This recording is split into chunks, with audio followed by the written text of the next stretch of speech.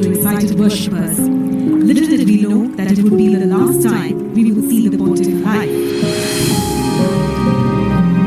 As he embarked on a surprise Pope-mobile tour around St. Peter's Square, it was clear that the ailing Pope was worse for wear.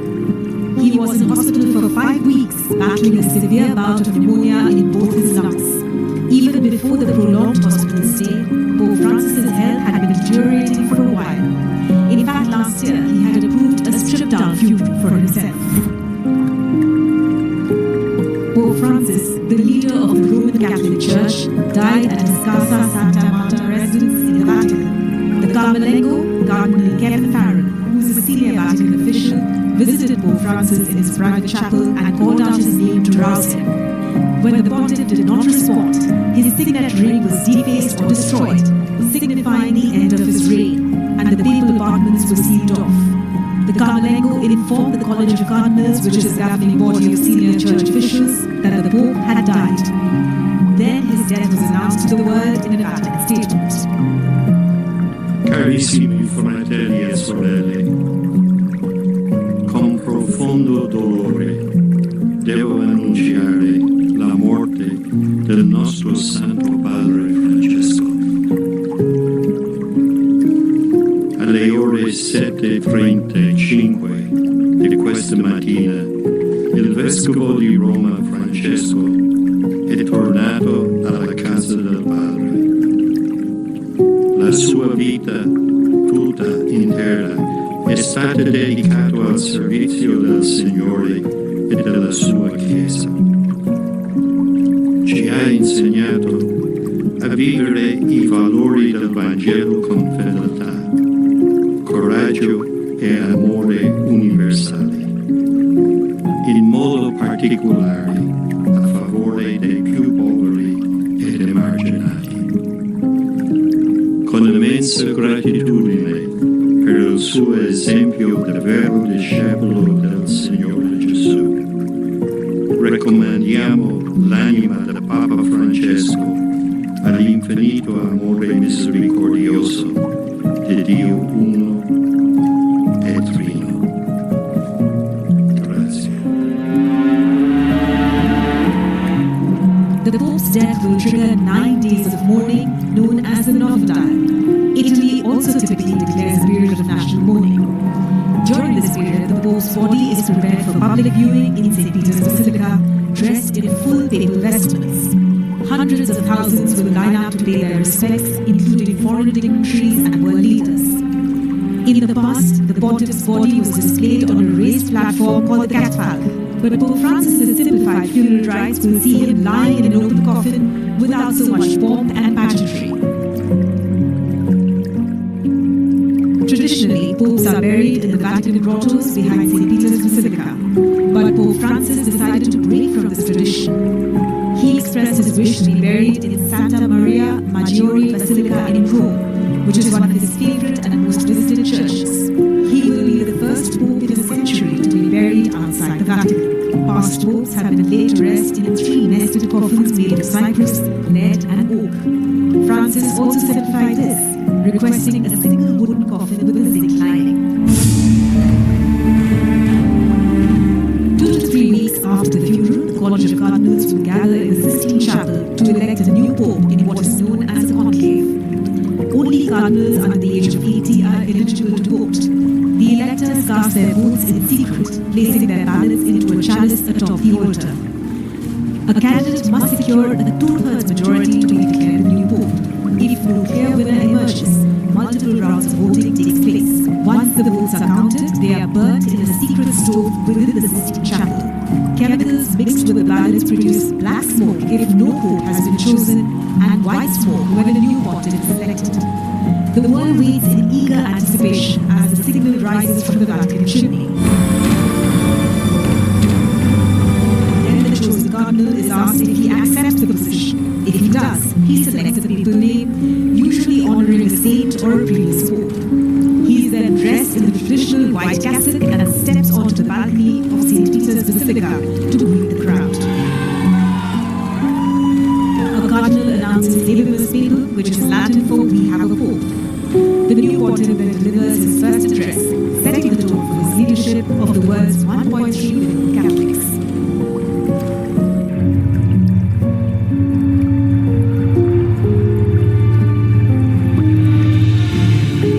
Pope Francis, the first ever Latin American pontiff, passed away after a prolonged illness in Rome. He was 88 years old.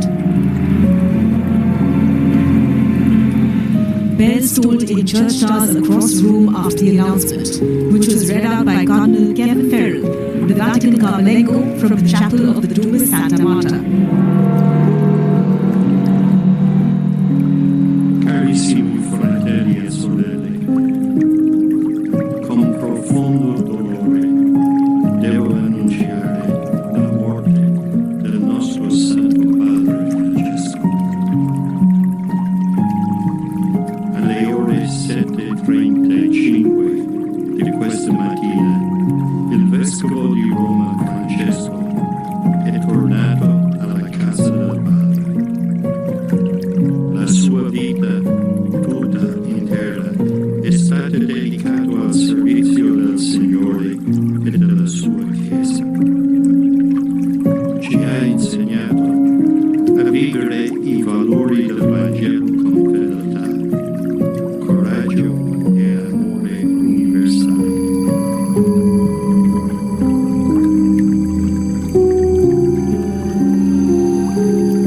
The funeral service, which is usually held between the 4th and the 6th day after the Pope's death, is marked by a public mass held in front of St. Peter's Basilica. That is presided over by the Dean of the College of Cardinals, Cardinal Giovanni Battista Re. The body of Francis, treated and dressed in papal vestments and his head covered with a white bishop's mitre, is expected to lie in state inside his coffin at St. Peter's Basilica a few days after his death to allow the faithful to bid farewell. All of the 252 cardinals across the globe traditionally receive an invitation from the Dean of the College of Cardinals to travel to Rome after the Pope's death to attend the funeral and to choose a new pontiff.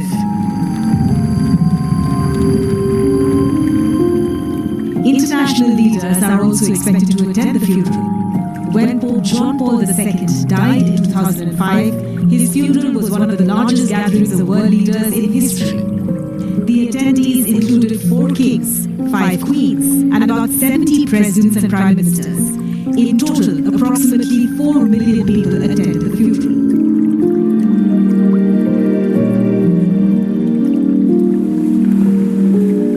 From the beginning of his papacy in 2013, Francis rejected elaborate vestments and apostolic palace in favor of simple attire and residence at Casa Santa Marta. In 2024, he took another step, rewriting the funeral rites for a reigning pope, the first such revision in modern church history. Last year, the Vatican published the new set of simplified funeral rites approved by the Pope, and it was a clear departure from centuries of rituals.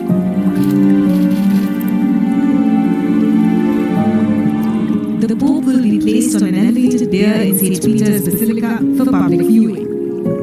He has also chosen a single zinc-lined wooden coffin for himself over the traditional 3 coffins of cypress, lead and oak. The coffin will contain a silk veil over his face, coins minted during his papacy, and a rugito, which is a sealed deed summarizing his life and papal service, which will be read aloud before sealing. The burial typically takes place 4 to 6 days after the death.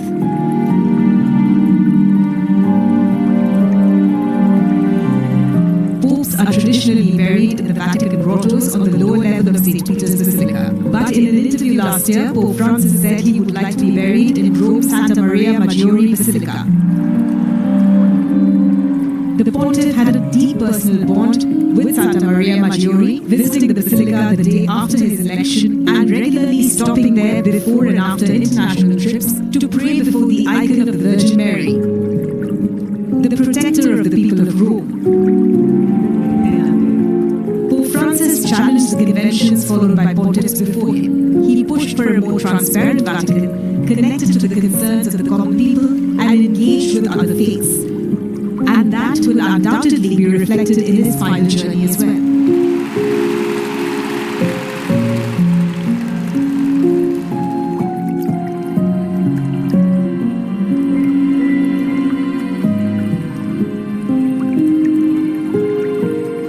Pope Francis made a surprise appearance for the Easter Sunday blessing at St. Peter's Square in the Vatican, which turned out to be his final public moment. The world was shocked by the news of his death the following day. At 88 years old, Pope Francis leaves behind a rich legacy, reaching out to the unheard and comforting those in need. His remarkable journey began with a humble request, not only for God's blessing, but also for the prayers of the people who believed in him. As he departs, he leaves behind footprints that last a lifetime. On the 13th of March 2013, Jorge Mario Bergoglio was christened as Pope Francis, becoming the first Jesuit Pope. As he assumed the highly revered role at the Vatican, his mission was simple. Pope Francis chose humility, simplicity, and compassion over fame and riches. He yearned to serve the people in every possible way. Pope Francis firmly believed that inequality should be banished from the face of the earth. He reminded the world that the poor matter just as much as those of high status. He walked with them, listened to their pleas, and stood firmly against what he called the economy of exclusion. On Holy Thursdays, he washed the feet of prisoners, refugees, and even Muslims, showing the world that dignity knows no boundaries. His papacy became a global call to mercy, a mission to place the forgotten at the center of the Church. As Pope, Francis reached not only the poor, but also those shunned by society. The LGBTQ+ community, often marginalized by religion, was seen, acknowledged, and included in his pastoral vision. Under his leadership, the Vatican softened its guidelines on admitting gay men to train as priests. When questioned about the role of gay priests, the Pope replied, "If someone is gay and he searches for the Lord and has goodwill, who am I to judge?" These simple but profound words marked a dramatic shift in the tone for the Catholic Church.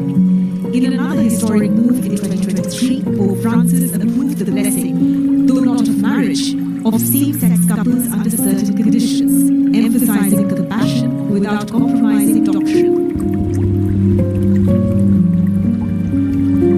Throughout his papacy, Pope Francis condemned the wars that erupted in Ukraine and Gaza. He prayed for a peaceful solution to the disastrous wars. He condemned the violence in Ukraine as absurd and cruel, calling for an immediate ceasefire.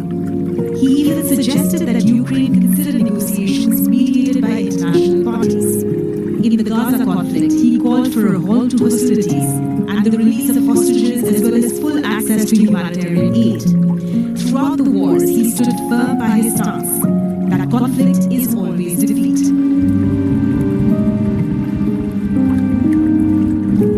Apart from the people, Pope Francis also cared deeply for the environmental crisis. One of his most groundbreaking legacies is the 2015 encyclical Laudato Si, on care for our common home. Addressed to the bishops of the Roman Catholic Church, the document highlighted the urgent ecological crisis the planet faces. He called for an ecological conversion, urging the world to protect the earth and its most vulnerable people.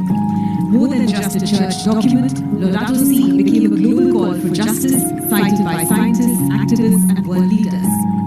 Francis also emphasized the health risks linked to pollution and stressed the urgent need for action in the face of mounting environmental challenges. Although Pope Francis lost his battle with pneumonia, his legacy lives on in the hearts of those he touched. He won't be remembered only as Pope Francis, but as the people's Pope, a shepherd who walked with the poor, spoke up for the voiceless, and chose mercy over might. And that's a legacy no passage of time can ever erase.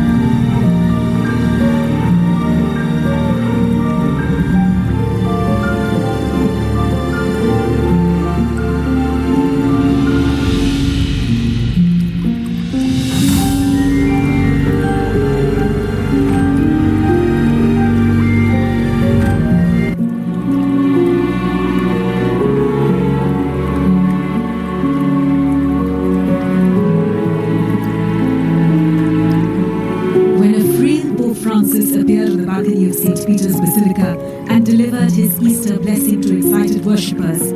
Little did we know that it would be the last time we would see the pontiff alive. As he embarked on a surprise Pope-mobile tour around St. Peter's Square, it was clear that the ailing Pope was worse for wear. He was in hospital for 5 weeks, battling a severe bout of pneumonia in both his lungs. Even before the prolonged hospital stay, Pope Francis's health had been deteriorating for a while. In fact, last year he had approved a stripped-down funeral for himself. Pope Francis, the leader of the Roman Catholic Church, died at his Casa Santa Marta residence in the Vatican.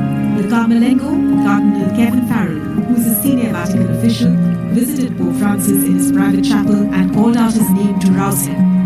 When the pontiff did not respond, his signet ring was defaced or destroyed, signifying the end of his reign, and the papal apartments were sealed off. The Carmelengo informed the College of Cardinals, which is the governing body of senior church officials, that the Pope had died. Then his death was announced to the world in a Vatican statement. Carissimi fratelli e sorelle, con profondo dolore devo annunciare la morte del nostro Santo Padre Francesco.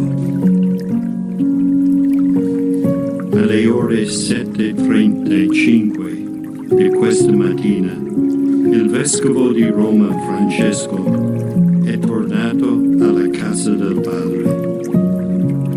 La sua vita tutta intera è stata dedicata al servizio del Signore e della sua Chiesa. Ci ha insegnato a vivere i valori del Vangelo con fedeltà, coraggio e amore universale, in modo particolare a favore dei più poveri ed emarginati. Con immensa gratitudine per il suo esempio di vero discepolo del Signore Gesù, raccomandiamo l'anima del Papa Francesco all'infinito amore misericordioso di Dio uno e trino. Grazie. The Pope's death will trigger 9 days of mourning, known as the Novitile. Italy also typically declares a period of national mourning.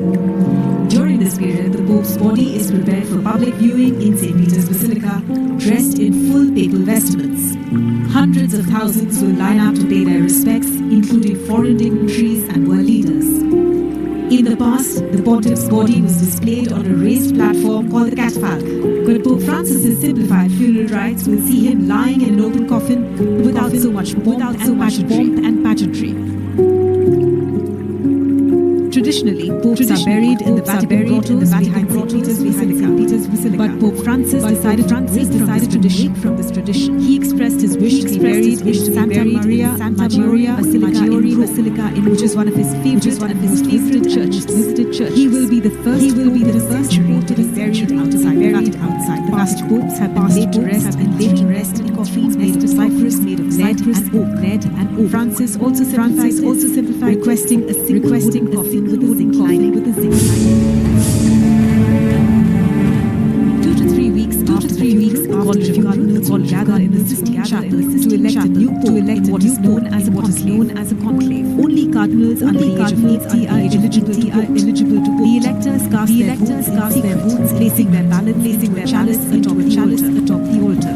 A candidate must secure majority to be declared the new. If no clear winner emerges, multiple rounds of voting. Once the votes are counted, they are burnt in a secret stove within the Sistine Chapel. Chemicals mixed with the ballots produce if no pope has been chosen, and white smoke when a new pontiff is elected. The world waits in eager anticipation as the signal rises from the Vatican. Is asked if he accepts. If he does, he selects a papal name, usually honoring a saint or a previous pope. He is then dressed in the traditional white cassock and steps onto the balcony of St. Peter's Basilica to meet the crowd. A cardinal announces which is Latin for we have a pope. The new pontiff then delivers his first address, setting the leadership of the world's 1.3 Catholic